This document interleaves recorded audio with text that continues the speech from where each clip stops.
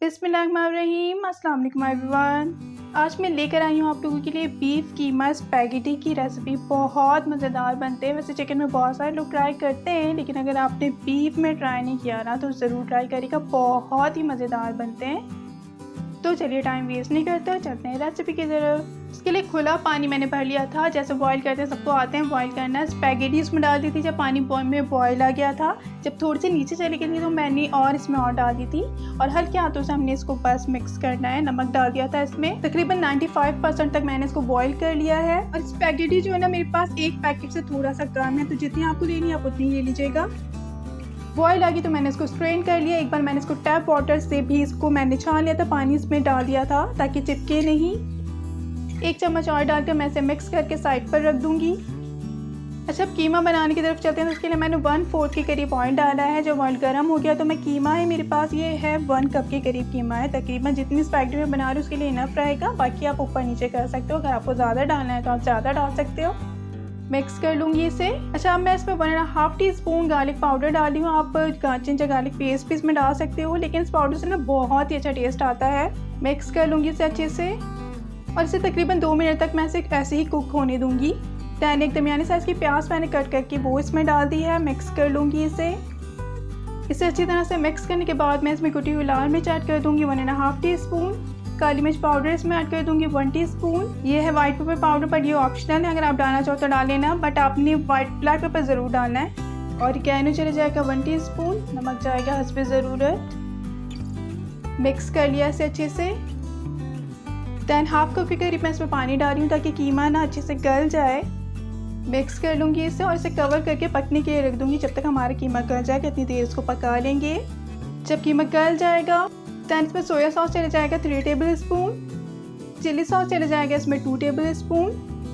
Mix कर लूँगी। अच्छा, आप वाइट विनेगर डालना चाहो तो 1 टेबल स्पून वो भी आप उसमें ऐड कर सकते हो, पर मैंने नहीं डाला था। अच्छा, इस पॉइंट पर ना मैंने थोड़ी सी इसमें शिमला मिर्च भी डाली, थोड़ी सी हरी प्याज भी डाली थी। 1/2 कप के करीब मेरे पास दोनों चीज़ें थी, तो मैंने थोड़ी सी अभी डाल दी थी और थोड़ी सी मैं बाद में डालूंगी ताकि वो थोड़ी सी ना क्रंची भी रहे, इसलिए इस टाइम पे मैंने थोड़ी सी डाली है। और जब मैं स्पैगेटी डालूंगी ना उस टाइम पर भी मैं जितनी रह जाएगी तो फिर मैं उस टाइम पर डालूंगी। 1/2 कप के करीब मैं इसमें केचप ऐड कर दूंगी। इसे अच्छे से कर लूँगी मिक्स। कीमा ग्रेवी हमारी बिल्कुल रेडी हो चुकी है। अच्छा, इस पॉइंट पर ना आप इसको चेक कर सकते हो, अगर आपको सॉसेस कम लगे या फिर नमक कम लगे तो आप वो भी इसमें ऐड कर सकते हो। दैन मैंने स्पैगेटी इसमें ऐड कर दी, इसको हल्के हाथों से मैं मिक्स कर लूँगी। अच्छा, स्पैगेटी अगर आपकी चिपक जाना तो एक बार और इसको आप टैप वाटर से ना आप इसको धो लीजिएगा। दैन डाल कर उसे अच्छे से कर लेंगे मिक्स। हल्के हाथों से मिक्स करना है।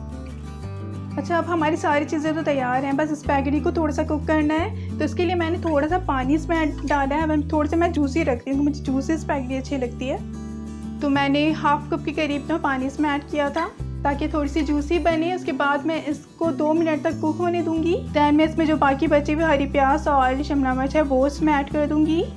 इसके साथ ही स्प्रिंकल कर दूँगी सेसमी सीड्स यानी तिल, पर ये टोटली ऑप्शनल है। दैन उसके बाद मैं इसको ना ऐसे ही कवर कर दूंगी, मिक्स नहीं करूंगी, ऐसे ही कवर कर दूंगी। तकरीबन हल्की आंच पर हमने इसको पका लेना है 5 मिनट तक। दैन चूल्हा बंद करके इसको हल्के हाथों से मिक्स करने के बाद हम इसको डिश आउट कर देंगे। और ये मज़ेदार सी हमारी कीमा स्पैगेटी बिल्कुल रेडी हो चुकी है। बहुत ही ज़्यादा मज़ेदार बनती है, आपको देखने से लग ही रहा होगा। आपने ज़रूर ट्राई करनी है ये रेसिपी। स्प्रिंकल कर दूंगी मैं इसमें थोड़ी सी हरी प्याज, थोड़े से तिल ताकि थोड़ा सा प्रेजेंटेबल लगे। एंड बस फिर इसको एंजॉय कीजिए। तो इसे ज़रूर बनाइएगा और इसका फीडबैक भी मुझे ज़रूर दीजिएगा। देखने से भी लग रही है ना कितनी मज़ेदार सी।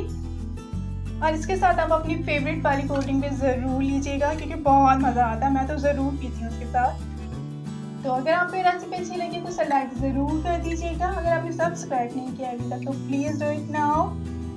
और अगर आपने अभी तक बेल आइकन का बटन नहीं दबाया तो वो भी दबा लीजिए ताकि मेरे फ्यूचर में आने वाली रेसिपीज भी आप तक पहुंच जाएं। Happy cooking. Thank you for watching. अल्लाह हाफिज़।